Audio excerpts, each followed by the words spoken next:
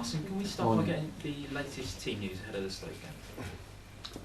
Well, from Tuesday night we have no injuries, I hope, and everybody looked to have recovered well, and coming back into the squad, of course Coughlin, who was suspended, and maybe Bellerin, who has a team test today. And the latest on Danny Welbeck and Per Mertesacker as well? They're recovering well, but of course we are a few weeks away to join in again. We've already had 2 big away wins this week. How confident are you that you'll be able to bring that form back to Emirates Stadium? But the target is, of course, to win our next game, and we have a good level of confidence. We have a good run. We have recently scored goals, and if you look well, you speak about away games. It's true that we have scored more goals away from home than at home, and we want to transfer now to our home games as well. This weekend's game is the charity match day, of course, and for the 10th year in a row, yourself and your players will be donating a day's wage to the Arsenal Foundation. Just how important is it for you to be able to give back? Look, football is a privileged world, and the charity and the foundation is part of our DNA at the club. We are very proud, of course, to have our own foundation and to help people who are less privileged than we are all over the world. And basically we focus on building pitches in areas where people have not that privilege, and I think we do that quite well, even if you feel in this domain that you never do enough, but we dedicate a lot of energy inside our club to our foundation. Just finally from me, how much would you encourage the fans to give what they can to the Arsenal Foundation this weekend? Very much. People who can, of course, if they can contribute to our foundation, it would be very helpful, and I'm sure many fans will do that. Arsene, Santi Cazorla has described his surgery as, I think, perfect. How pleasing is that? How would you describe it? For me, it's a different way to say that the surgery is perfect, but you can say it was needed and it went well. But after, you have to see how he recovers from that. I'm positive that he will recover from it very quickly, but once you open your body in top-level sport, it means 2 months later, at least, you can play again, if all goes well. A lot of uncertainty this week over the long-term futures of Alexis Sanchez and Mesut Ozil. They both have 18 months on their Depends what you call the long-term, yes. 18 months is quite long in football, I hear what you say, but what assurances can you give to Arsenal fans right now? None, that they have 18 months contract and that they are completely committed and to do well as long as they are here. And beyond that? Beyond that, we'll try to extend their contract, but I cannot make a subject of that in every press conference, because that's normal part of every renewal that when you negotiate, the less you talk about it, the better it is.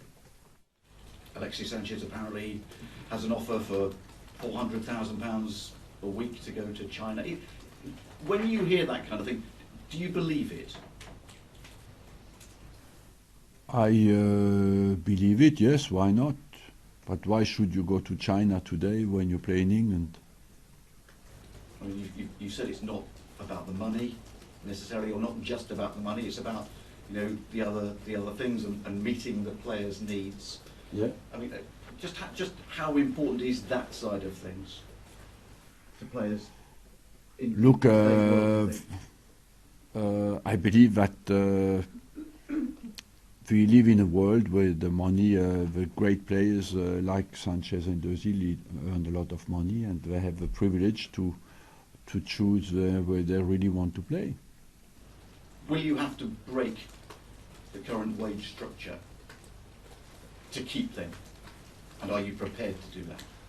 Look, we will, like always, do the maximum we can for every single player. Mesut Ozil, apparently today, if he doesn't or isn't prepared to take less money, the club will be willing to listen to offers. Is that true?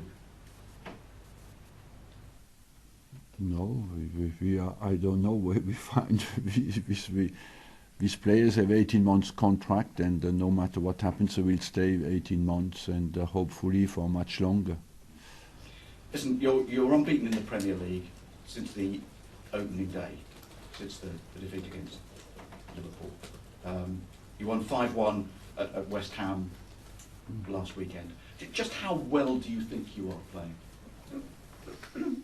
We are playing well, but we have plenty of room for improvement. I think we want to develop as a team, and that's what we have done since the start of the season.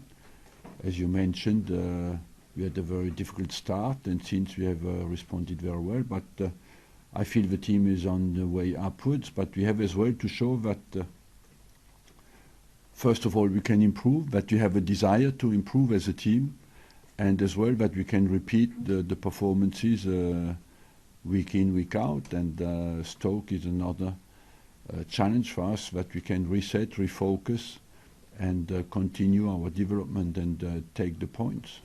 After the 0-0 draw against Stoke back in January, I think you described it as an old-fashioned battle.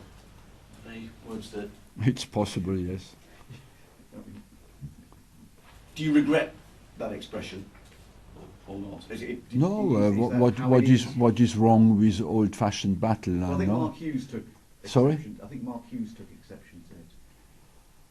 No, there's a lot of, I think when you have a complete commitment, like what makes basically the English Premier League special, and I would not say that it was not, in my mind, in my spirit, was not negative at all. Is the whole subject, Arsene, of players' contracts the worst part of being a manager nowadays? Is it the most frustrating, taxing, worrying part of your job?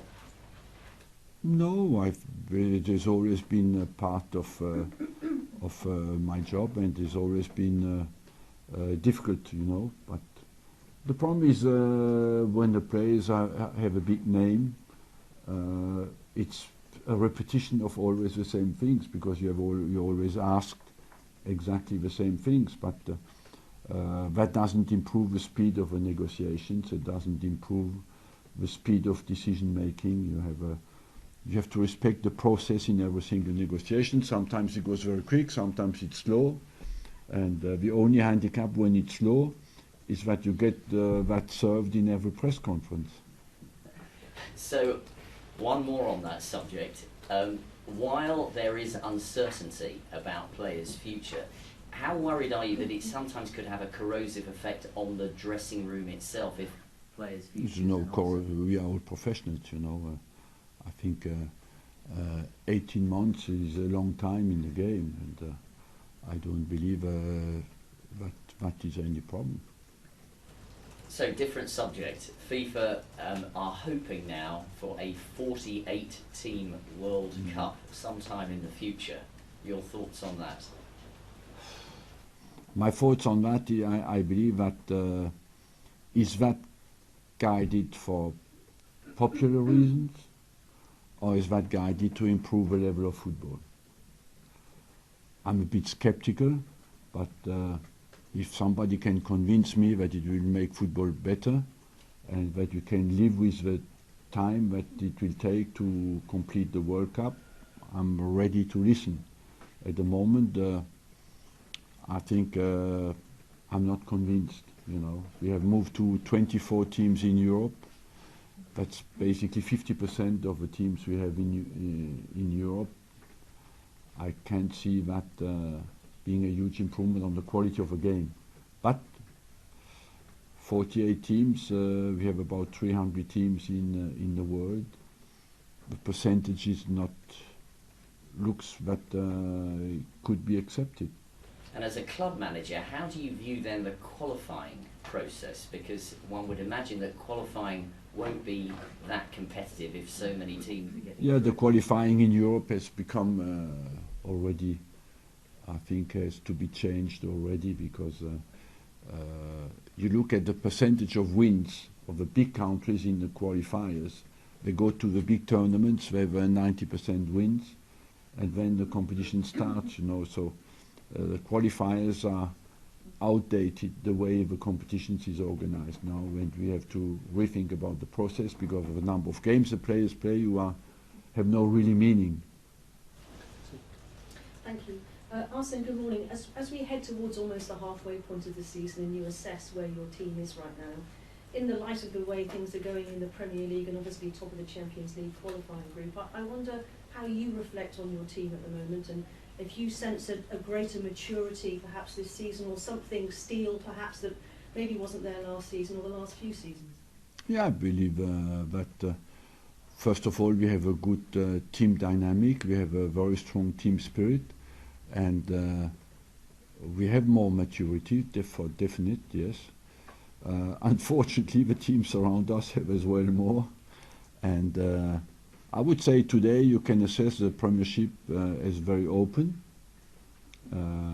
but very interesting as well, because we have many big games, and on our side that we are in the middle of the fight and we have a chance. So in December, that's very interesting. As you know, December is a very important month, and for us even more, because we have of course big games during the month of December. But overall I'm very happy with the way we behave and with the consistency of our desire. You've been asked a lot about Mesut Ozil and Alexis Sanchez in a transfer sense this morning. On the pitch they've been so important to what Arsenal have done this season, haven't they? Yeah, they have been hugely important. I think you can talk a lot in a press conference, but the most important thing is what the players do on the football pitch, and the commitment of Sanchez and Ozil is absolutely total for the team benefit, and I'm very pleased with that. We are professional football people, and people forget many times that the first quality of a professional guy is to give absolutely 100% as long as he is somewhere, and not to project yourself on two years. It's here and now. That's what it means to be professional. Here and now I'm fully committed to the cause, and it's what it is about. And why do you think they've been so prolific so early in the season, perhaps compared to previous seasons, in terms of numbers of goals scored and assists? I would say that our chances created are cleaner and clearer, and that's why our finishing is better. We create good quality chances because we have a good team dynamic, and that's what we want to create as well at home. I feel away from home we play with freedom because we have a good level of confidence, and at home we have to let the handbrake go as well and play with full flow, and then we will score more goals. And one last one from me. Now we know for sure the possible teams in that Champions League last 16 draw. What are your thoughts on that? Do you have a sense it might be Real Madrid coming your way given what happened last night? You know as well, you look at the teams you can get, some look more prestigious, more difficult, and you would like me to say, I do not want this, I do not want that, but that will put us already in an inferior position if it happens. So yes, you can take Real Madrid, who is maybe a favorite to win because we are the holders of a competition, but even against Real Madrid we'll have a chance to qualify, and we'll have to do absolutely maximum to achieve that, because it's another inconvenient fact for us. We have not qualified for 6 years for the quarter-final, and that will be a huge challenge for my group, but I'm sure we will relish that. The draw's on Monday, I think, 11 o'clock. Yes. Presumably you'd be training, so you wouldn't watch it. No. Because I think people have this image of you sort of watching it from behind the sofa after the last few years. No, I prefer to be on the pitch than being nervous in front of a television. I mean, you must feel you're due a bit of luck, though, given the draws you've had in the last few years. Look, I don't know who decides the luck, but I haven't found a way to speak to this person. Do you think psychologically, though, having topped the group, it will have a positive impact in the Premier League for the team? Yes, of course. Every positive achievement makes me stronger as long as you keep the urgency level. And just finally, sorry to go back to the contracts, but just one on it. In the past, when players have run their contracts down here, sometimes you got to the final year, I'm thinking Robin Van Persie, and decided to sell them. Is that not going to happen in this case with Ozil and Sanchez? I'm not the only one who can decide that, you know. Contract is a negotiations between, in this case, between two parties, and you need, on my side, the best position is to achieve it earlier. Yeah, but if you get to next summer and there's no agreement, you wouldn't consider selling either of them? No, I told you just these players will stay at least for 18 months. I cannot repeat always the same things. I think at some stage you have as well to accept that negotiations are private and secret, and we do not always have to come out to explain every day what we do in football negotiations. We are professional people. We work until the last day of our contract with full commitment.